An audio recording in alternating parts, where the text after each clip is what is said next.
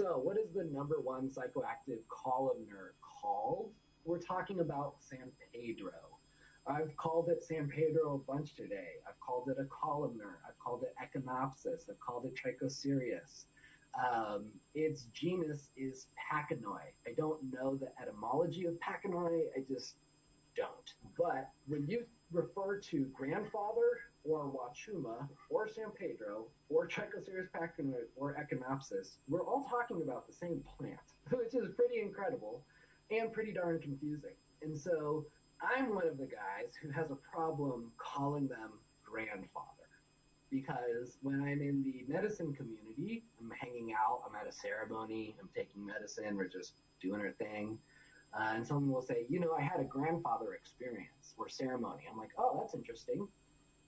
Well, was it Wachuma or was it Trichocereus pachinoi or was it Brigesi? Was it Peruvianus? Was it a blend with, other plant types, or are you talking about peyote? Because the difference between a peyote experience and a San Pedro experience are really different. The difference between a San Pedro experience versus, let's just say, a Peruvian torch versus a Bolivian torch is a very, very different experience. And so what are we trying to do? We're trying to communicate with each other. Well, what are you trying to say? That you did this thing called grandfather. Okay. But if people call this grandfather and this grandfather, but they're not the same thing, does it mean they're all still grandfather? That's where it gets hard, right? And then why do they call it grandfather? Oh, of course, because ayahuasca is the female energy.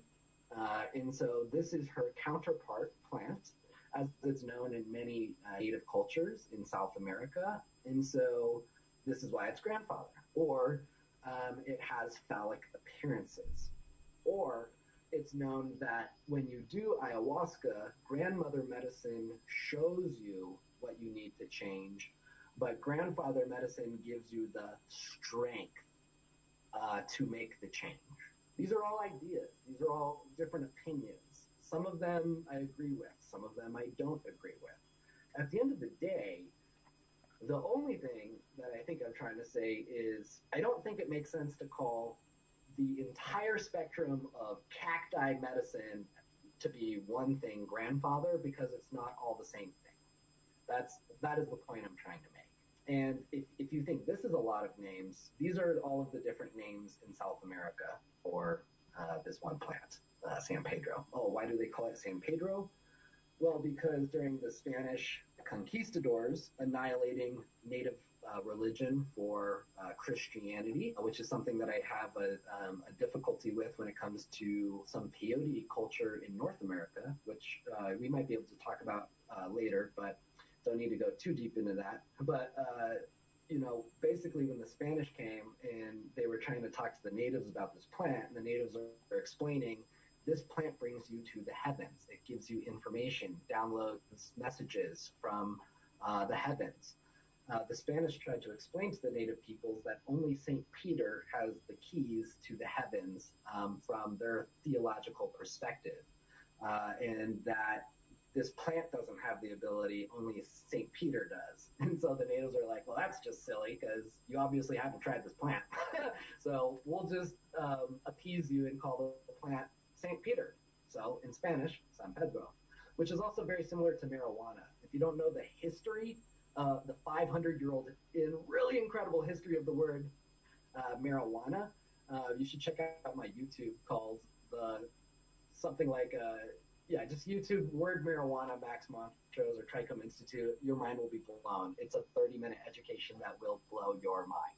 So anyways, that's why it's called San Pedro. This is a good example of how big these plants can get, and this one's not even that big. This is just a good-sized, mature Trichocereus Brigesi. How do I know it's Brigesi? Because it's blue, not green. Its needle structure is long. Is it as long as Peruvianus? No. Look at how it's spaced out. So the spacing of the needle, the length of the needle, the color of the needle, the rib structure, the size, and the color of the cacti all obviously tell you that, my friends, is the Bolivian torch. And a good sized one too.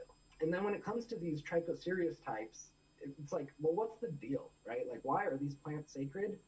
It's due to their chemistry. And to me, the chemically detectable psychedelic properties of these plant types are their spirit energy. They're just the same thing. You're just using different words. Hortonine is a spirit, the way that mescaline is a spirit. And so these plants grow these spirit mixtures. And these spirit mixtures give you different opportunities that you wouldn't have without you downloading these applications into your process server. And they're all just different apps. Some of the apps are more for love. Some of these apps are more for intellect. Some of these applications are better for medicine, and medicine for things that are physical and things that are also spiritual, like PTSD. PTSD is a really serious thing that is something that has hurt someone's spirit, right? And that's why a lot of Western medicine doesn't work for PTSD. But a lot of spiritual medicine does, because what's damaged is your soul. You're spiritually damaged. And so these are spiritual concoctions that, when brewed together and used in really proper and very respectful ways that are set up in intellectually, that's what a ceremony is. Really incredible things can happen. Transformation, healing. And then we have the non-mescaline types. And don't worry, I'm not going to cover all of these. I know we just went through a ton of the San Pedro types. This is going to be very brief.